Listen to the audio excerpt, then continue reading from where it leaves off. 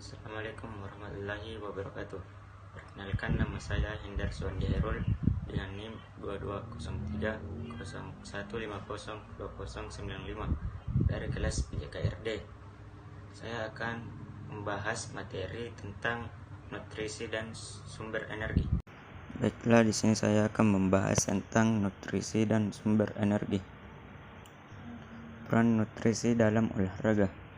Peran nutrisi dan tata gizi pada olahraga perlu memperhatikan 3 aspek, yaitu pertama, pelatihan dan pemeliharaan atlet jangka panjang, dan yang kedua, persiapan untuk kompetisi, yang ketiga, nutrisi selama latihan dan kompetisi. Terdapat beberapa tata gizi atlet, yang dimana pertama, makanan yang bervariasi, kendalikan berat badan, hindari makan terlalu banyak lemak, hindari makan terlalu banyak gula, makan lebih banyak padi-padian, sayuran, dan buah-buahan, dan hindari minuman alkohol, dan yang terakhir, kurangi garam.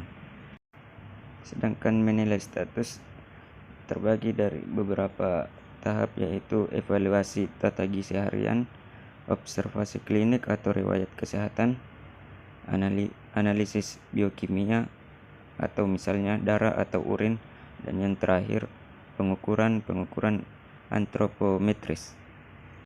Sedangkan protein, terdapat 3 bagian yang harus diperhatikan, yaitu kegiatan atletik dan olah daya atau metabolisme protein, yang kedua protein dan latihan daya tahan, dan yang ketiga protein dan latihan kekuatan. Kurang lebih 80% dari seluruh daya yang dibentuk selama olahraga dibuang sebagai panas. Artinya efisiensi mekanik tubuh manusia sebagai mesin adalah 20%. Mesin bensin mempunyai efisiensi kurang lebih 15%, sedangkan mesin diesel mempunyai efisiensi kurang lebih 25%. Elektrolit merujuk pada ion-ion yang terkandung dalam makanan dan minuman yang kita konsumsi, seperti natrium, kalium, klorida, kalsium, dan magnesium.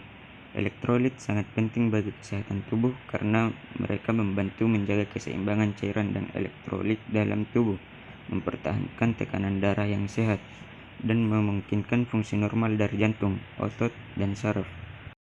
Sedangkan kebutuhan protein untuk atlet. Sumber protein yang baik bagi atlet termasuk daging tanpa lemak, ikan, telur, produk susu rendah lemak, kacang-kacangan, biji-bijian, dan produk kedelai. Penting juga untuk mengonsumsi protein dalam waktu yang tepat setelah latihan atau pertandingan, karena ini dapat membantu mempercepat pemulihan dan memperbaiki otot yang rusak. Terdapat beberapa tanda-tanda kekurangan vitamin dan mineral. Yang pertama itu kekurangan zat besi, yang kedua kekurangan vitamin D, ketiga kekurangan vitamin B12, dan yang keempat kekurangan kalsium, dan yang kelima kekurangan vitamin C, dan yang terakhir kekurangan magnesium. Sedangkan pengaturan berat badan, terdapat beberapa cara. Yang pertama itu makan makanan yang sehat dan seimbang. Yang kedua, mengurangi asupan makanan yang tinggi kalori. Yang ketiga, mengatur porsi makanan dan tidak makan terlalu banyak atau terlalu sedikit. Dan yang keempat, meningkatkan aktivitas fisik. Yang kelima, menghindari kebiasaan makan yang buruk. Dan yang terakhir, mengatur pola hidup yang baik dan cukup. Definisi besi dapat menyebabkan berkurangnya kapasitas aerobik, respon imunologik, dan meningkatkan kelelahan dan kelusuhan. Demikian pula beberapa gejala yang menyertai anemia sering dijumpai pada orang dengan defisiensi besi tanpa anemia. Hal ini meliputi sakit kepala, kelelahan, rasa panas di dada, berubahnya nafsu makan, gangguan vasomotor, kejang otot, sesak nafas, dan amenorrhea. Sedangkan sumber besi terdapat pada daging merah, terutama hati dan ginjal, daging unggas, ikan, kuning telur, produk padi-padian, buah yang dikeringkan, polong-polongan, dan biji-bijian.